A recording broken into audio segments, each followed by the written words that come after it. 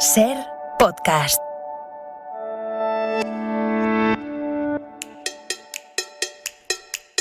En la cadena Ser.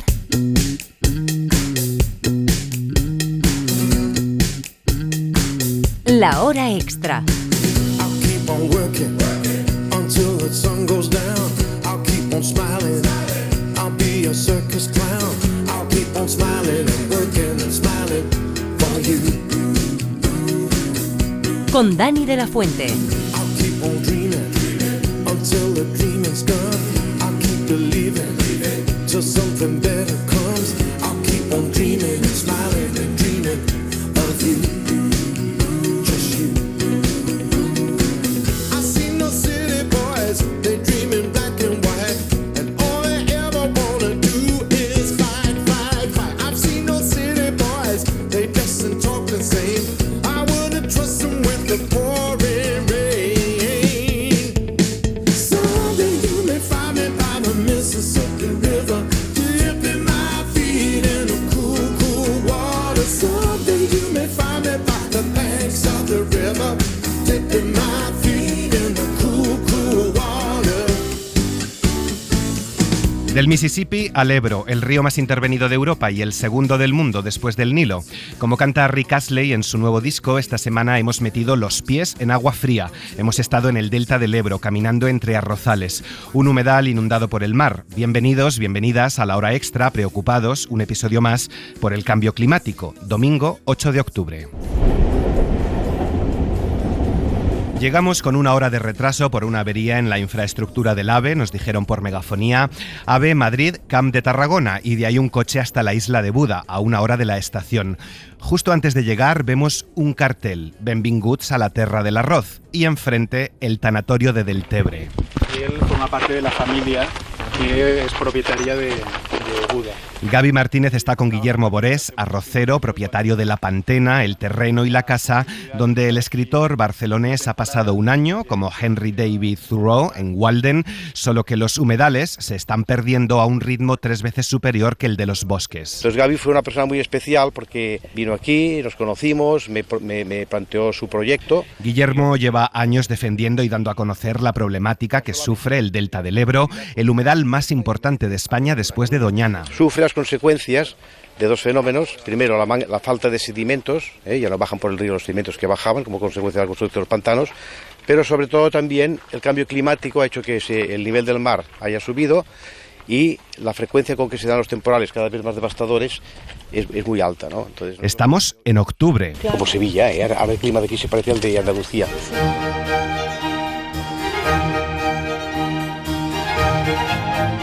Y la idea de que pensemos, estamos en octubre ya a 30 grados, si de repente no nos vamos a encontrar con una sola estación en lugar de 4. El libro propone una estación que sería el estacionceno, vivir en una era en la que solo exista una estación. Cuando hablamos de diversidad, de pluralidad, de lenguas, me parece que si tuviéramos una sola sería esto todo un poco aburrido, ¿no? Pues ¿cómo vamos a vivir con una sola estación? ¿Se acuerdan de las 4 estaciones de Antonio Vivaldi? En primavera escuchábamos a los pájaros cantar, una fiesta de trinos, ese diálogo de violines. Pero la isla de Buda es cada vez más silenciosa. Hemos visto aves de todo tipo, moritos, gaviotas, garcillas, pero cada vez menos. Solo se escucha al viento que sopla fuerte en esta zona. Pensad que aquí tenemos las colecciones de aves, o las poblaciones de aves más importantes de Cataluña, y están desapareciendo. ¿Por qué? Pues porque el fenómeno atmosférico, que es adverso, que son los temporales de mar, producen, por un lado, inundación, por otro lado, regresión de la costa, y finalmente intrusión de agua marina dentro de una laguna que es de agua dulce. Escuchando el verano de Vivaldi podíamos sentir a esos molestos moscardones y abejorros tan típicos de la estación. El verano traía muchas libélulas. Ahora se pueden ver todavía libélulas, ahora he visto algunas. Hoy cada vez quedan menos libélulas en el delta, pero las estamos viendo en otoño, como advierte Gaby en su libro. Pues se creaba un manto de libélulas. Los mosquitos campan a sus anchas. Hemos vuelto con la cara, brazos, hombros, piernas acribillados. Lo que descubrí es que los mosquitos me devoraron, de tal manera que no volví nunca más sin libélulas de la playa en verano, ¿no? Escuchar el otoño de Vivaldi es sentir que vas de caza entre caballos, perros, zorros. La isla de Buda es precisamente un gran coto de caza que compró la burguesía catalana. Y la cuarta estación, la más dura, es el invierno. El espacio yo lo he enfrentado desde un punto de vista literario, muy sensual, a la misma vez que también aportando mucha información, pero sin renunciar a explicar pues todos esos conflictos, esas tensiones que Delta, existen. publicada por Seix Barral, una de las grandes editoriales que apuesta mucho contra el cambio climático, es una novela que busca precisamente la pluralidad, la diversidad. Está también publicada en catalán por Ara Llibres. Creo que uno de los papeles de la literatura es precisamente trabajar con esas tensiones, acercarnos y hacer que las entendamos un poco. Hemos entrado en la casa donde ha estado Gaby entre 2021 y 2022 escribiendo el libro. El libro arranca después de hablar con una persona del Delta que había leído libros anteriores y de decirle que a mí me gustaría pues explicar cómo es la luz del Mediterráneo en el que yo crecí con mi padre, que era pintor de paredes, con el que yo estuve trabajando y al que vi mezclar los colores y usar la luz. Y entonces él me dijo, pues conozco a una persona que igual te puede ayudar. Y aquí pues han entrado, igual que Gaby, pero especialmente Gaby, pintores, otros escritores, poetas, cantantes, ¿no?, que salen también difundiendo la isla de Buda, dándola a conocer, la isla más grande de Cataluña. Aunque solo vaya a quedar el recuerdo de esto, creo que por lo menos sí que podemos comunicar lo que es su belleza para que lo que va a ocurrir aquí no se reproduzca en más lugares. Y con acciones como son el arte y la movilización de la sociedad civil. Creo que el arte, porque transmite relato, es uno de los grandes movilizadores que tenemos. Expresar con historias humanas y de seres vivos no humanos también la grandeza del planeta en el que vivimos, ¿no? Este es un poco el propósito de estar escribiendo libros así. Sistemáticamente los políticos hacen lo posible por evitar que se conozca este problema en el territorio, ¿no? Pues ¿Con qué intención? Bueno, de silenciarlo, pues cuando tú no quieres solucionar un problema, lo que te conviene es que no sea conocido, para no sentir la presión, ¿no?, de tenerlo que resolver, ¿no? Ya está. Pero el problema es que no son los políticos solamente, es que son las entidades, las instituciones que más responsabilidad tienen en la conservación de un ecosistema. Pues esa es una de las partes que aparecen en el libro reflejadas, y también cómo cada una de las partes, digamos, interesadas en este espacio pues dialogan o no entre ellas, ¿no? Y que esos diálogos trasciendan, que no se quedan solo en las personas que forman parte del territorio, sino que sientan en las grandes ciudades que les está interpelando. Tienen todo el reportaje, la conversación y el recorrido que hemos hecho por el Delta del Ebro, por la isla de Buda, en Ser Podcast, un debate muy interesante, no se lo pierdan. Tú que juzgaste a vivos y a muertos, quémate en el infierno, pero quémate a fuego lento. De Tarragona a La Habana, donde Carmen Mola ha presentado El Infierno. Tú que vivías en el lado oscuro, púdrete en el infierno. El Infierno es la nueva novela de Jorge Díaz, Agustín Martínez y Antonio Mercero, Premio Planeta 2021, todo un fenómeno literario. Rafa Panadero ha estado en La Habana en la presentación de estos tres señores que nos cuentan un espeluznante levantamiento del ejército contra la reina Isabel II en Madrid. Una pareja se ve envuelta en un homicidio involuntario y huye a la Cuba colonial. El Infierno, como La Bestia, la novela con la que sus autores ganaron el Premio Planeta, es un thriller histórico que también se sitúa en el siglo XIX y que también arranca en Madrid. pero esta vez nos lleva a la Cuba colonial. Nosotros cuando empezamos a plantearnos la novela no pensamos en Cuba, nosotros pensamos en Madrid. Nuestras novelas siempre tienen como componente que son historias de Madrid. Y entonces, bueno, pues empezamos a estudiar el siglo XIX y nos encontramos que justo 32 años después de nuestra primera novela, Madrid había cambiado. Empiezas a mirar y te encuentras con que un elemento importantísimo en la vida española de aquel momento era Cuba.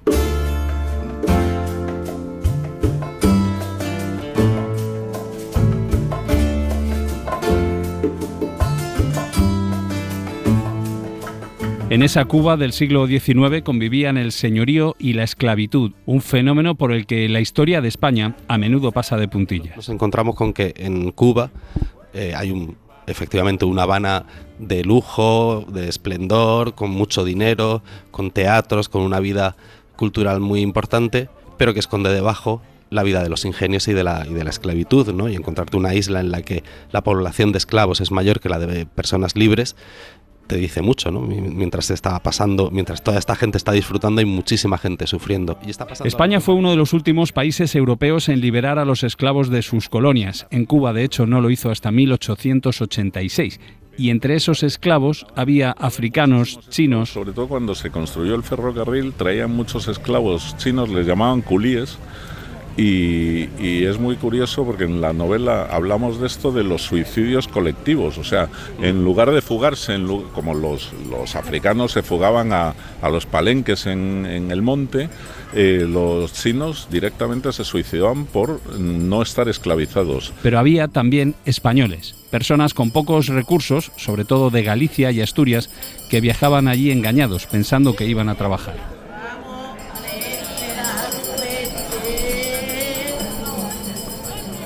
En El infierno hay una historia de amor entre uno de esos españoles, un estudiante convertido en esclavo, y una aspirante a actriz que acaba casada con un terrateniente.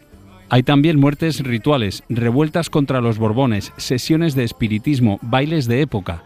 Según su editorial, es puro Carmen Mola. Pues, ¿qué es Carmen Mola, no? Vendría a ser la pregunta. Bueno, lo que nosotros siempre hemos puesto como en primer plano es una reivindicación de la literatura como entretenimiento. Entonces, nuestras novelas son novelas muy ágiles, llenas de giros, que intentan sorprender, que intentamos saltar como el esquema clásico de una trama, para que el lector, que ha leído 1 millón de libros y ha visto 1 millón de series, no tenga la sensación de estar leyendo una historia que ya se conoce, ¿no?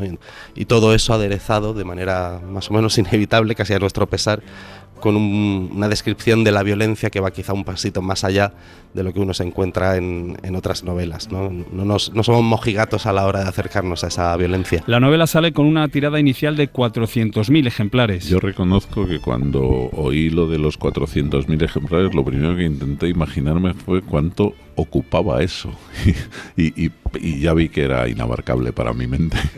Pero más allá de esa imagen, Agustín Martínez, Jorge Díaz y Antonio Santos Mercero no sienten ninguna presión. Bueno, a lo mejor un poco de vértigo, sí, son muchos ejemplares, 400.000 la verdad, pero bueno, presión no, nosotros no nos dejamos presionar, ¿no? Sacamos nuestro libro cada año, nos reunimos, nos lo pasamos muy bien tramando, seguimos proponiendo lo que nos da la gana, escribimos con libertad, que nos daba un poquito de miedo perder libertad al dar la cara, al abandonar el cómodo anonimato desde el que puedes ser un francotirador y de pronto, ostras, que ahora ya saben quiénes somos y pueden dirigirse directamente a nosotros. Pero no la perdimos, hemos seguido haciendo lo que nos da la gana. Y en esto se nota también aquello de puro Carmen Mola. La hora extra. Tengo una libreta en el desván donde apunto cosas para hacer ahora, pero que haré mañana.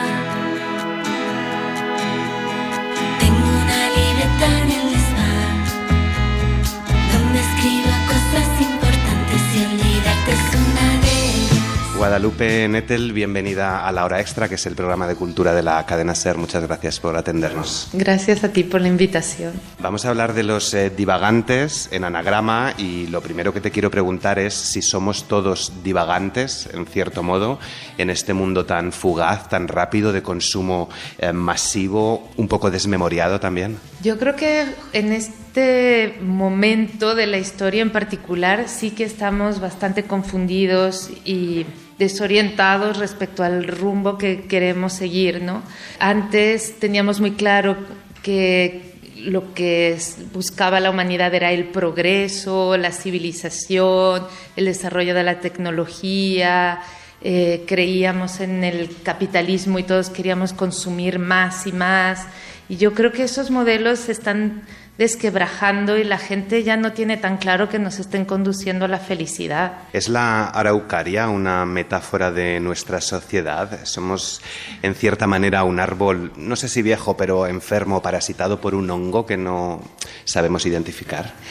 Yo creo que sí, que podría ser una metáfora totalmente, no solamente de la familia que aparece en ese relato, sino de la forma en que está configurada la sociedad y de los valores que durante el último siglo tuvimos. ¿Sabrías identificar o ponerle palabras a ese hongo? Bueno, puedo decir algunas, justamente creo que cambio climático, capitalismo desenfrenado, consumo sin parar, son parte de estas, no sé, especies parasitarias que nos están secando. ¿Y somos todos viejos? Voy a leer. La edad nos aturde a todos, nos cierra los sentidos. No sé si nos hemos vuelto un poco conservadores en el sentido de que nos falta fuerza, ganas de cambiar las cosas, nos hemos envejecido.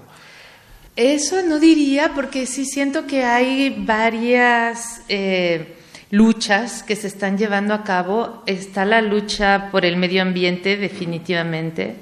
Fridays for Future y los jóvenes que están en eso y que están con todas sus fuerzas tratando de rescatar el planeta. También está la comunidad LGBT+, el feminismo, las comunidades indígenas que también están tratando de luchar por su autonomía. Todos no estamos envejecidos, pero sí hay una parte que está bastante anquilosada, ¿sabes? Como cuando has comido demasiado durante muchos días y que ya no logras moverte con ninguna agilidad, así medio aplastado. Tu literatura bebe mucho de la naturaleza y de los animales. ¿Por qué dirías que pasa eso? Porque me gusta observarlos muchísimo, siento que aprendo mucho acerca de los seres humanos cuando veo a los animales. Para no ir más lejos, la mosca que se estrella 500 veces contra el vidrio me parece un reflejo clarísimo también de muchos seres humanos que conozco, incluida yo misma. Y no sé, los castores que se preocupan tantísimo y van con esa actitud completamente estresada para juntar sus troncos, y no sé, me parece que es un gran reflejo de quiénes somos y nos permite saber más acerca de nuestra propia naturaleza. Los diferentes relatos, bajo mi punto de vista, tienen dos hilos conductores, dos nexos. Por un lado, la familia o las relaciones familiares, por otro, el éxito y el fracaso. Quería empezar por lo de las relaciones familiares porque atraviesan los relatos la incomunicación entre diferentes generaciones, el no conocer a tus familiares, el no reconocer a tus hijos. La familia perfecta y feliz no existe, es una utopía, y es la familia el centro de esta obra. Creo que sí es el núcleo de varios relatos, y me gusta pensar que a partir de la familia nos vamos hablando acerca del barrio y luego de la ciudad y luego de la sociedad y luego de los tránsitos, ¿no? Como el exilio latinoamericano que toco en el relato Los Divagantes, o como del encierro, más que de la pandemia, el confinamiento y todo lo que puede implicar, todo el peligro que tiene una sociedad confinada y controlada. El libro comienza con una cita de Anais Nin que tiene que ver con uno de los relatos. En él un huérfano se inventa los orígenes de su familia. ¿Qué importancia tiene el cómo nos contamos? Creo que sí. No, esa cita realmente abarca la mayoría de los relatos, si no es que todos, porque tiene que ver con, primero, quiénes somos, con la infancia. De nuevo, Freud decía, infancia es destino, y lo que quería decir es que las experiencias que te marcaron durante la infancia forman tu carácter y forman también las gafas, la graduación de las gafas con las que vas a ver el mundo, ¿no? Partimos de la infancia y toda la realidad la observamos desde ahí. Ahora, yo creo que se puede cambiar un poquito esta óptica, que podemos aumentar o bajar las dioptrías. No creo que estemos ya absolutamente condenados a ser de una misma manera. Ahora, cuesta trabajo, eso sí. Se habla también mucho del éxito y del fracaso, quizás a lo mejor más del fracaso, porque hay determinadas situaciones que marcan la vida de los personajes. El éxito y el fracaso, sobre todo el fracaso, también nos condiciona socialmente, nos modula, nos coloca. Es una de esas plagas de las que me preguntabas antes, como el consumo y el capitalismo. Esta idea que nos han vendido de hay que ser exitoso, nadie puede fracasar. ¿Qué es fracasar para comenzar? O sea, si te partes la cara, bueno, habrás aprendido algo, ¿no? Y tal vez eso te sirva más que, no sé, que haber tenido éxito en esa micro cosa que tanto deseabas. Y realmente sí, son como zanahorias que vamos persiguiendo a lo largo de la vida y que nos impiden disfrutar del presente y de las relaciones. ¿Cuánto sacrificamos por la idea de éxito laboral, por ejemplo? ¿No? ¿Cuántas relaciones, cuántos placeres, cuánto cansancio nos cuesta? En el relato de los divagantes, que habla del exilio como has adelantado, aparece un albatros. ¿Qué hacía un albatros en un lugar tan alejado de su hábitat natural? Si un albatros abandona el hogar, solo puede ser para salvar su vida. Entiendo que es una metáfora también de la migración, ¿no? Ese pájaro que tiene que abandonar su hogar y que muchas veces muere en el mar exhausto. Sí, el albatros es un ave que me encanta y que varios escritores han tomado como el símbolo del poeta, porque vuela a unas alturas impresionantes y con una agilidad, una majestuosidad, una gracia con sus alas enormes. Pero cuando está en tierra no logra moverse, es lo más torpe del mundo, se tropieza y no sabe qué hacer con esas alas. Entonces el poeta es muchas veces así. Borges era así porque sabía lenguas muertas y se conocía todas las mitologías y de repente no sabía amarrarse los cordones de los zapatos, dicen que había que ayudarlo a vestirse. Es un símbolo de esta disparidad que a veces tenemos los seres humanos, ¿no? Pues les invitamos a leer Los divagantes con anagrama y me quedo con una única frase de uno de los personajes con el que me he identificado mucho. A veces tengo ganas de destruirlo todo. Guadalupe Nettel, muchas gracias por haber estado con nosotros. Gracias a ti, destrúyelo todo. Si estoy tan triste que no sé quién soy, quisiera decirte que es cierto, fingir que mañana lo dejo. ¿Qué aporta el relato que no tenga la novela? Que no podemos dejar de leerlos, por ejemplo. Tienen la entrevista completa con Guadalupe Nettel en nuestra página web y en Ser Podcast. Y también vuelve Eloy Tizón, otro de los maestros del relato corto. Cada 10 años el escritor madrileño publica un libro de cuentos. Plegaria para pirómanos, que edita Páginas de espuma, es el último. La pérdida, la culpa, el desengaño, temas que Eloy Tizón ha compartido con Raquel García. Cuenta Eloy Tizón que el relato corto fue lo que de adolescente le sirvió para enamorarse de la literatura, leyendo a los grandes como Borges, Cortázar, Onetti. Me pareció un género ideal para experimentar con él. Está, digamos, en un lugar intermedio entre la novela y la poesía, permite ciertos rasgos poéticos que en una extensión más larga quizás sería demasiado exigente, y combina ciertos aspectos que creo que va muy bien para mi manera de mirar el mundo. Un mundo que en Plegaria para pirómanos vemos a través de personajes como Erizo, que le sirve al autor de hilo conductor de varias historias en su papel de escritor principiante, de amante, de padre, de vecino, un alter ego que entiende la literatura como un objeto sagrado. Yo creo que la literatura en sentido general sí tiene algo de un objeto, por un lado, bueno, casi sagrado, me atrevería a decir, o digno de toda veneración, pero por otro lado es un objeto que también nos complica la existencia, porque la literatura es un amante exigente, hay que dedicarle horas, hay que dedicarle ilusión, por supuesto, pero también mucho trabajo, mucha corrección. Entonces yo siempre me debato en ese dilema, ¿no? Amo la literatura, pero por otro lado digo, qué bien se estaría sin ella en algunos momentos. Temas como la muerte, la pérdida, la culpa, el desengaño y los nuevos comienzos van surgiendo en los relatos casi de forma involuntaria. Uno empieza a escribir de una niña del colegio que llevaba gafas y inevitablemente hay un hilo que conduce pues, a un momento en que el personaje se metió con ella y eso le lleva a la culpa, ¿no? Es difícil escribir sin que salgan esos grandes temas porque creo que es lo que da sentido también a la literatura, que la literatura no es un capricho, no es un ornamento.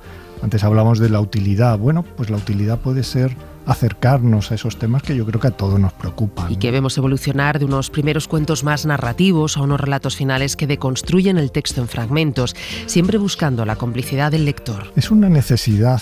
Yo cuando escribo tengo en cuenta al lector, lo respeto mucho, lo quiero mucho y lo considero un cómplice, alguien que me va a ayudar a construir la historia que yo estoy buscando. Hay elipsis en el texto, hay ciertos silencios, espacios que yo quiero que el lector se adueñe de ellos, los haga suyos y que me acompañe, digamos, en este camino. No es alguien, un elemento pasivo, sino que alguien que me contribuye a enriquecer el texto. La literatura es un viaje, nos contaba Tizón, partir de un lugar para ir haciendo descubrimientos que nos lleven a un espacio mental distinto.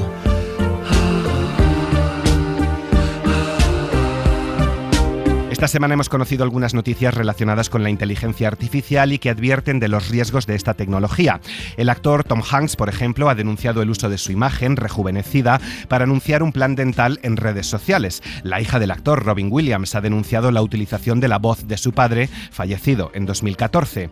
Y el Gremio de Editores de España ha mostrado su preocupación también por la irrupción de la inteligencia artificial que plantea incertidumbres en el sector del libro, advierten. Abogan por ponerle límites al uso y ofrecer a los lectores y también a los autores saber cuándo se ha empleado la inteligencia artificial para la creación, corrección o traducción de las obras literarias. Hoy es difícil saberlo, estarán al tanto si tienen redes sociales con tantas imágenes y vídeos manipulados por la inteligencia artificial. Engaño, ilusión, realidad. Le hemos preguntado por todo esto a Cristina de Midel, Premio Nacional de Fotografía, en la Sala Canal de Madrid, donde nos ha presentado su última exposición, Cartas al Director. Fotoperiodista durante 10 años, Cristina de Midel busca en esta exposición una nueva mirada, alejada de los titulares que encontramos todos los días en la prensa. Es una forma de darle la réplica a las narrativas tradicionales, nos cuenta, de alejarse de lo que cada mañana encontramos en los periódicos y de que el público siga perdiendo la empatía. Y lo hace a través de 3 grandes temas: el trabajo sexual, la inmigración y la guerra. Y para ello de Midel viajó a países como México, Brasil y al Afganistán de 2021, cuando vuelven los talibanes al poder y las mujeres dejan de ser ciudadanas de pleno derecho. Lo hizo con el también fotógrafo de Magnum, Lorenzo Meloni, con el que creó la revista de Kabuler, un guiño a The New Yorker, en este caso una revista sin línea editorial, con la que buscaban contar de otra forma a ese país destrozado por la guerra del que llevamos hablando desde hace 30 años. Que ahí va hasta el límite el periodismo de cómo cuento exactamente lo mismo otra vez. Y entonces encontramos esta manera también por forzarnos nosotros también a trabajar con periodistas locales, a dar voz un poco, pues que no sea el mainstream quien decida lo que es Afganistán, sino abrir la puerta también a para bien y para mal, porque la revista, claro, no tiene línea editorial, es lo que salga. Pues salen opiniones que a lo mejor pueden ser difíciles, pero que no dejan de ser una novedad y un punto de vista distinto, ¿no? De Midel mantiene ese juego constante con los límites de la realidad y un enfoque lúdico del que se empapa la propia propuesta de la exposición. Se plantea sin un recorrido establecido, empezando las rotativas de un periódico y acabando en un despacho de dirección, que convierte en un homenaje a la prensa tradicional y a lo que está pasando con la información hoy. La mesa, que es una mesa enorme, es una instalación, realmente no es una sala en la que vas a ver nada, simplemente vas ahí a sentir. Pues allí pues hay muchísimos periódicos, muchísima información, como una especie de cacofonía de todo la cantidad de información que hay ahora mismo, ¿no? Y cómo una persona decide. Un poco referencia a bueno, pues toda la exposición es como una especie de homenaje a la prensa escrita, homenaje crítico a la prensa escrita. Ahora quizá ahí arriba es la prensa tal y como es ahora con las plataformas digitales y como todo el mundo está informando de todo al mismo tiempo, hasta de lo que está comiendo en este momento. La información hoy no escapa de lo que está pasando con la inteligencia artificial, algo que para la Premio Nacional no cree que vaya a afectar investigar, en el caso de los creadores, para llegar a una idea mejor, pero que sí le preocupa lo que ya se nos intenta colar como noticias y que en realidad no son verdaderas. Desde el punto de vista de audiencia es donde estoy más preocupada, porque realmente no sabemos hasta qué punto nos están ya colando información que no es verdadera, dando datos que no son verdaderos, y en ese sentido sí que tiene que haber una regulación por parte de los gobiernos, sobre todo un compromiso por parte de las publicaciones serias de informar a la audiencia de la naturaleza de cada imagen y de la naturaleza de cada información. Igual que antes ibas al supermercado despreocupado y ahora te miras a ver si hay transgénicos, si hay cancerígenos, si tiene sacarinas, si tiene no sé qué. Cartas al director, la exposición que puede verse estos días en Madrid, cuestiona lo tradicional completando la realidad para llegar a un equilibrio que de Midel cuenta con la complicidad del visitante para llegar a descubrirlo.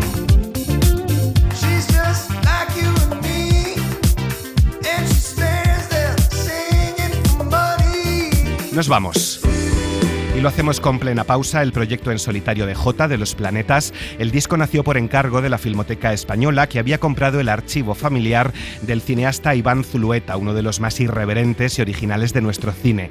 Películas en Super 8 y sin sonido, a las que Jota ha puesto música, y con él ha charlado Elisa Muñoz. Entra el sol por la ventana, creo que voy a hacerme un porro, me lo enciendo y me lo voy a fumar. El cantante de Los Planetas, Jota, vio Arrebato con 20 años y reconoce que le impactó muchísimo. Soy muy admirador de Iván Zulueta, de Arrebato, una peli que vi muy joven y me impactó muchísimo. A nivel formal, porque nunca había visto una peli de esas características, y luego también la temática y las cosas que trata también me parece muy interesante. Es una película muy influyente en mi vida y en mi carrera como músico, como artista. Entonces, Jota no podía ni imaginarse que muchos años después, cuando Iván Zulueta muriera, la Filmoteca iba a proponerle poner música a grabaciones inéditas del director. Canciones que conforman su primer disco en solitario, Plena Pausa. En Arrebato va contando la historia de estas películas, ¿no? De todas estas películas que nunca se han visto, son películas inéditas. Se han visto, supongo que lo que hacían tanto Iván Zulueta como Pedro Almodóvar, que era muy amigo. Almodóvar dobla a algunos de los personajes de la película. Entonces, son muy interesantes todas esas pelis por eso, ¿no? Porque Arrebato cuenta la historia de estas pelis, ¿no? Los protagonistas de la película están viendo precisamente estos cortos, ¿no? Sobre los que yo he puesto música. Imágenes de Zulueta de pequeño, de su familia, de sus viajes a Nueva York y a Berlín, también detalles de la calle, de presidentes como Gerald Ford o de actores como Kirk Douglas. Zulueta tenía una mirada especial con la que Jota se identifica. Sí, tenemos en común que venimos de una corriente cultural parecida, que es, creo que la que nace en la Factory de Andy Warhol y la Velvet Underground, los cineastas que estaban por allí. Tiene mucha influencia en las mecas, en Iván, y la música de la Velvet influencia en todo el rock alternativo desde entonces, ¿no? Todo lo que surge desde el punk hasta toda la escena alternativa tiene una enorme influencia de Lou Reed y de la Velvet Underground. Italia vino con su banda desde Argentina, le pilló la pandemia en mitad de la gira, decidió que ya no se iba cuando le cancelaron el vuelo. Las drogas, la heroína que frustró la carrera de Zulueta, es otro punto en común con Los Planetas.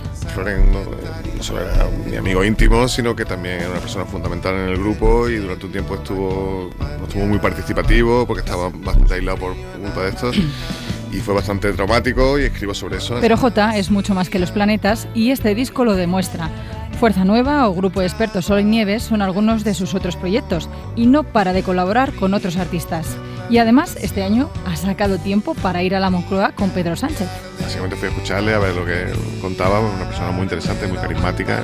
Insistí mucho en llevarme al Consejo de Ministros, estoy en la sala del Consejo de Ministros, y me llamó mucho la atención porque me contaba, aquí está el Consejo de Ministros y los ministerios están ordenados según el orden de antigüedad. La presidencia está aquí en una esquina del óvalo, y alrededor pues los ministerios más antiguos, defensa, economía, no sé qué, y allí en la otra punta, cultura y ciencias, nadie me hace caso, ¿sabes? En la otra punta de la mesa.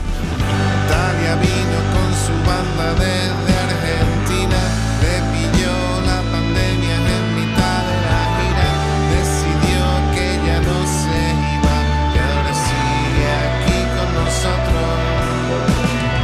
Muchas gracias por acompañarnos, que tengan buena semana. Suscríbete a La Hora Extra. todos los episodios y contenidos adicionales en la app de Cadena SER y en nuestros canales de Apple Podcast, Spotify, iVoox, Google Podcast y YouTube. Escúchanos en directo en la SER los domingos a las 7:30 de la mañana. Cadena SER. La radio.